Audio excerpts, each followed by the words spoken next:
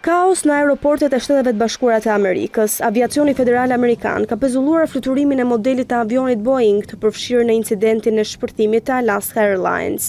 Mijëra pasagjerë përballen me anulimin e udhëtimeve pas një shpërthimi në mes të fluturimit mbi Oregon. Nga ky vendim u prekën 23.000 pasagjerë, teksa priten edhe ndërprerje të mëtejshme. Kompania njoftoi se në total ka ndaluar të 171 avionët e këtij modeli.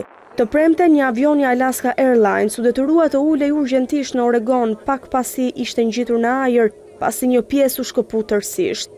Videoja e një pasagjeri të postuar në media sociale tregon në një hapësirë në pjesën anësore të avionit duke i ekspozuar pasagjerët në ajër. Pamjet tregojnë maskat e oksigjenit vendosura në të gjithë avionin. Sipas FlightAware, fluturimi ishte në ajër për rreth 20 minuta.